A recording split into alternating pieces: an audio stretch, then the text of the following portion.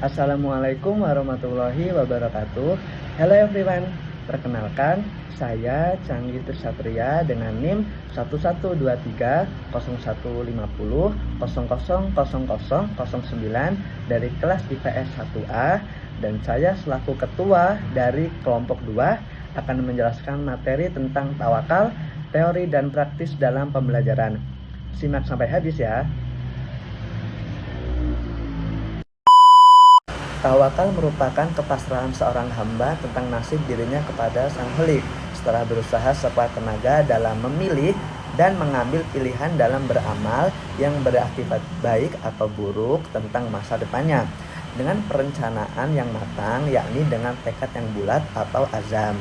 Pembelajaran dipahami sebagai suatu proses belajar peserta didik yang dibimbing, diasuh, dan diarahkan oleh guru dalam rangka mencapai tujuan dari tidak tahu menjadi tahu, dari tidak bisa menjadi bisa, dari salah menjadi benar, dan seterusnya.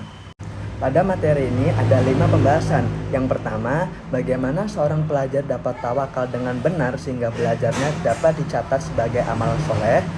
Proses tawakal dalam belajar melibatkan beberapa langkah dan praktek yang harus dilakukan oleh seorang pelajar. Berikut adalah lebih banyak proses dalam tawakal dalam belajar.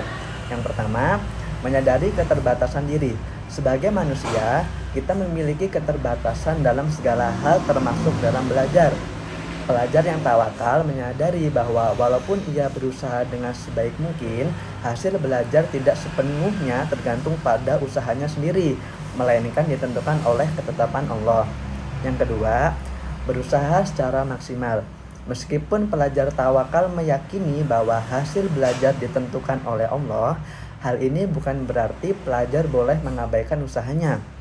Seorang pelajar tawakal tetap berusaha secara maksimal dalam belajar dengan melakukan persiapan yang matang, memanfaatkan sumber daya yang ada, dan bertekad untuk mencapai kesuksesan akademik sebaik mungkin. Yang ketiga, memahami pentingnya niat dan tujuan. Dalam tawakal, niat dan tujuan memainkan peran yang penting. Pelajar tawakal menyadari bahwa tujuan utama belajar adalah meningkatkan pengetahuan dan keahlian yang berguna dalam mengabdi kepada Allah serta manfaat dunia dan akhirat. Niat ikhlas dalam belajar merupakan langkah awal dalam membumikan tawakal. Yang keempat, berdoa dan memohon petunjuk. Seorang pelajar tawakal secara konsisten berdoa kepada Allah serta memohon petunjuk, kemudahan, dan keberkahan dalam belajar. Pelajar tawakal merasa bahwa doa adalah sarana komunikasi langsung dengan Allah, dan permohonan petunjuk dapat membimbingnya dalam menghadapi berbagai rintangan dan tantangan dalam belajar. Yang kelima, berserah diri kepada keputusan Allah. Setelah melakukan usaha maksimal, seorang pelajar tawakal melepaskan kendali dan berserah diri kepada keputusan Allah. Pelajar sadar bahwa Allah Maha mengetahui apa yang terbaik bagi dirinya dan bahwa segala hasil belajar yang diperoleh adalah hasil ketetapannya. Yang keenam, menerima dengan ikhlas. Pelajar tawakal menerima dengan ikhlas apapun hasil belajarnya, baik itu sukses maupun gagal. Ia menganggap hasil belajar sebagai bagian dari ujian dan takdir Allah yang perlu diterima dengan lapang dada. Pelajar tidak perlu merasa terlalu puas dengan keberhasilan, tapi juga tidak berputus asa ketika menghadapi kegagalan. Yang ketujuh, mengambil hikmah dan pembelajaran. Pelajar tawakal selalu mencoba melihat hikmah dan pembelajaran di balik segala hasil belajar yang diperoleh. Dalam menghadapi kegagalan, pelajar tawakal melihatnya sebagai kesempatan untuk belajar lebih giat, merenung, dan mencari cara yang lebih efektif untuk meraih kesuksesan di masa depan. Nah, dengan melalui proses-proses tersebut yang sudah saya sebutkan, seorang pelajar dapat tawakal dengan benar dalam belajarnya. Proses tawakal membantu pelajar untuk meningkatkan kesadaran akan ketidakberdayaan diri manusia, mengembangkan sikap ikhlas dan pasrah kepada takdir Allah, serta membangun ketergantungan mutlak kepadanya dalam segala aspek kehidupan, termasuk dalam belajar. Pembahasan yang kedua adalah bagaimana perencanaan belajar yang ideal bagi seorang pelajar atau mahasiswa supaya belajarnya mendapat hasil belajar yang maksimal. Nah, seorang pelajar atau mahasiswa supaya belajarnya mendapat hasil belajar yang maksimal bisa menerapkan beberapa metode mengajar. Metode mengajar yang dimaksud di sini diantaranya adalah sebagai berikut. Yang pertama, metode ceramah. Metode ceramah merupakan cara menyampaikan bahan ajar dengan komunikasi lisan. Metode ini efektif untuk menyampaikan informasi dan pengertian. Yang kedua, metode tanya jawab. Metode tanya jawab adalah cara penyampaian bahan ajar dalam bentuk pertanyaan yang harus dijawab. Yang ketiga, metode eksperimen. Metode eksperimen adalah cara penyampaian bahan ajar di mana siswa mencoba melakukan percobaan dengan mengalami dan membuktikan sendiri sesuatu yang dipelajarinya. Yang keempat, metode pemberian tugas atau resitasi. Metode resitasi adalah metode penyampaian bahan ajar di mana guru memberi tugas tertentu agar siswa melakukan kegiatan belajar. Yang kelima, metode diskusi. Metode diskusi adalah cara penyampaian bahan ajar di mana siswa dihadapkan pada suatu masalah untuk dibahas dan dipecahkan secara bersama-sama. Yang keenam, metode demonstrasi. Metode demonstrasi adalah metode penyampaian bahan ajar dengan mempergunakan atau mempertunjukkan kepada siswa suatu proses, suatu situasi, atau suatu benda tertentu yang sedang dipelajari baik sebenarnya maupun tiruan disertai dengan penjelasan lisan. Yang ketujuh, metode latihan. Metode latihan adalah suatu cara mengajar untuk menanamkan kebiasaan-kebiasaan tertentu. Metode ini digunakan untuk memperoleh suatu ketangkasan, kecepatan, keterampilan, dan ketepatan.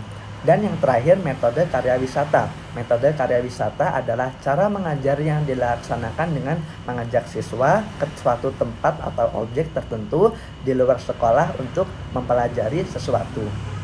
Pembahasan yang ketiga adalah bagaimana seorang guru dapat tawakal dengan benar sehingga mengajarnya dapat dicatat sebagai amal soleh.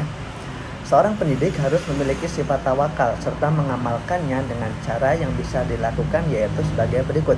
Yang pertama, mengarahkan atau meningkatkan anak didik dalam belajar, yaitu usaha yang dilakukan guru dalam pembelajaran antara lain mengaitkan mata pelajaran pada materi pelajaran yang lalu, menumbuhkan keinginan untuk belajar, minat serta menjelaskan tujuan dan manfaat dari materi yang akan dipelajari, mengubah tempat belajar, menggunakan cara yang unik untuk menerapkan suatu konsep dan prinsip yang telah dipahami, dan menggunakan simulasi permainan dan memperlihatkan kemahiran siswa di kelas, contohnya seperti kompetisi. Yang kedua, memberikan harapan yang realitas, yaitu memberikan tugas dan ulangan harian sebagai pemacu keberhasilan, memberi kesempatan kepada siswa untuk memperlihatkan kemahirannya di depan umum. Yang ketiga, memberikan insentif berupa angka, hadiah, ujian, dan lain-lain. Dan yang terakhir, mengarahkan perilaku peserta didik dengan memberikan penugasan, bergerak, mendekati, memberikan hukuman yang mendidik, menegur dengan sikap lemah lembut, dan dengan perkataan yang ramah dan baik.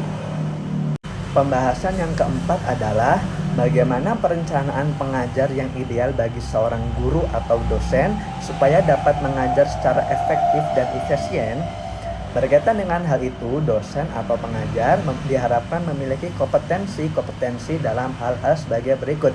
Yang pertama, memanfaatkan sumber-sumber belajar di lingkungannya secara optimal dalam proses pembelajaran.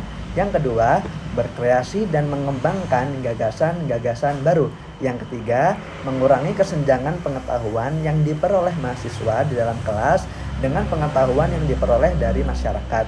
Yang keempat, mempelajari relevansi dan keterkaitan mata kuliah dengan kebutuhan sehari-hari dalam masyarakat. Yang kelima, mengembangkan pengetahuan, keterampilan, dan perilaku mahasiswa secara bertahap dan utuh. Yang keenam, memberi kesempatan kepada mahasiswa untuk berkembang secara optimal sesuai dengan kemampuannya. Dan yang terakhir, menerapkan prinsip-prinsip belajar secara aktif. Pembahasan yang terakhir dalam materi kali ini adalah bagaimana adat hubungan murid dan guru yang saling menguntungkan sehingga menghasilkan ilmu yang bermanfaat. Adapun adab seorang murid terhadap guru menurut kitab Adabul Alim wal Muta'alim ada 8, diantaranya sebagai berikut. Yang pertama, seorang murid harus menyucikan hatinya. Maksud dari menyucikan hati bagi seorang murid yaitu menjauhkan hatinya dari kotoran agar pantas dalam menerima ilmu yang disampaikan oleh guru. Yang kedua, senantiasa rendah hati terhadap ilmu yang dipelajari. Rendah hati terhadap ilmu merupakan suatu sikap di mana kita harus menghindari sikap sombong. Yang ketiga, menghormati dan memuliakan guru. Yang keempat, mencari keridhaan dari guru. Yang kelima, mendengar penjelasan guru dengan sebaik mungkin. Yang keenam, semangat dalam menuntut ilmu. Yang ketujuh, bersikap santun, sabar, dan memiliki cita-cita yang tinggi. Dan yang terakhir, segera menulis dan mencatat jika mendapat hal baru dari kelas. Jadi, dari materi tawakal, teori dan praktis pembelajaran dapat disimpulkan bahwa memiliki tawakal yang baik dan rencana belajar atau mengajar yang ideal memerlukan keimanan yang kuat kepada Allah, niat yang kuat untuk belajar atau mengajar, dan komitmen terhadap perbaikan terus-menerus. Dengan mengikuti pedoman yang telah ditelaah, maka siswa dan guru dapat mencapai keberhasilan dalam usaha belajarnya dan mengajarnya, dan usahanya dapat dicatat sebagai amal soleh. Guru atau dosen juga menginginkan siswa atau mahasiswanya memiliki sikap yang religius dalam dirinya, termasuk pada saat kegiatan belajar mengajar. Rencana pembelajaran yang dibuat tidak lepas dari unsur-unsur keislaman. Dilibatkanlah Allah dalam segala sesuatunya, niscaya Allah akan lancarkan rencana-rencana kita ke depannya. Demikianlah materi yang saya dapat sampaikan. Mohon maaf atas segala kesalahan dan kekurangan. Terima kasih telah menonton. Sampai jumpa di video selanjutnya. Saya akhiri. Wassalamualaikum warahmatullahi wabarakatuh.